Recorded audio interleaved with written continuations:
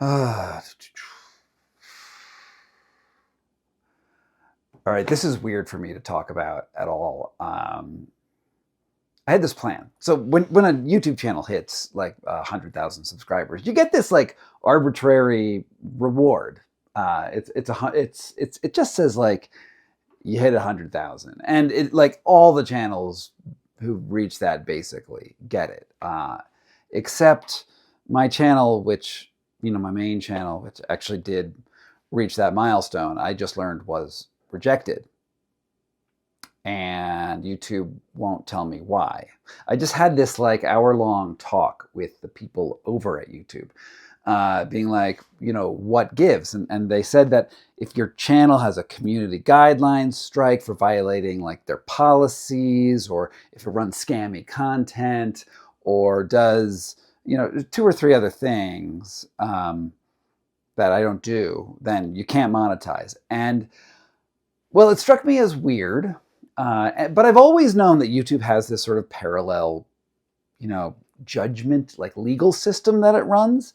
And it's never felt like totally transparent to me. It's because like they will tell you that you've done something wrong, and then channels, will get demonetized, like completely, like, the years of work that someone puts into YouTube, creating the channel and doing all the things, they can be just nuked, and you don't know why. And so I don't really care about the plaque, although it was definitely going to go right here. The plaque was going to go show up right here. I don't really care about arbitrary rewards. It's not like it was a special achievement to just hit a number. But the issue is that I feel like YouTube is a little capricious on how it enforces its guidelines. And when you read its guidelines, it's like, yeah, I'm following everything that you say that I am. And then, I got this like, the other day I got a warning that I'd violated their issue on sexually gratuitous materials, and which was weird, because I had a thumbnail, which I will not display right here, because apparently it violated the guidelines, which was the before and after picture of a woman who used this scammy device that has hurt many women, which I have documented. And it showed like a woman with a butt she was in a thong. She was wearing like, something that you see outdoors all the time in the world. But anyway, she was in that thong, and it was made by my like graphic designer. And then it was a before and after, and it was like just a subsection of the thumbnail. It was like a picture within a picture, and on one side was the lady with the thong, and the other was the bruise of that happened afterwards. And that was considered, even though that was like documentary evidence of what happens when you use a scammy product that hurts you.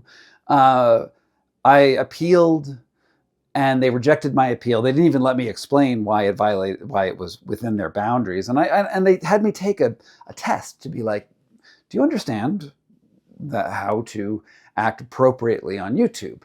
And I took the test, and like everything that it said, I was good to go. They gave examples, and like my thing fit the example, like exactly, of what is okay content.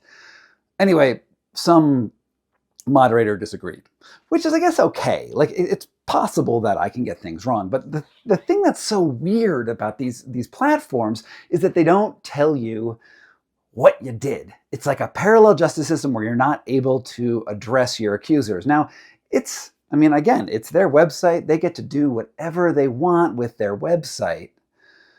However, when somebody is putting in years of work on a platform, basically for free, right? Like basically that YouTube doesn't like never paid my salary, which theoretically would be like a real adult salary, since I'm a real adult with like some credentials and stuff.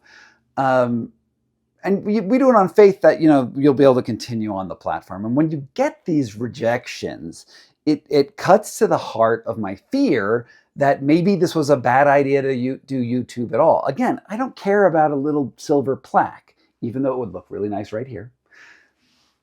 What I care about is the fact that when something goes wrong, I don't feel like the platform has my back. I don't feel like that the place where I'm putting all of that effort really wants to support, you know, the investigative journalism that I do. And like they say that they can demonetize like scammy channels. And like my channel is like trying to out the scammers. It's trying to get out there and tell the truth.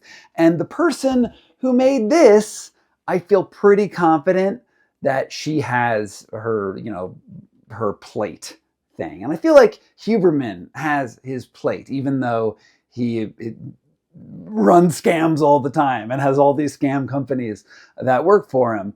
And then, you know, maybe Wim Hof, you know, you're not allowed to teach dangerous things, but people watch his content on YouTube and then die when they follow his practices.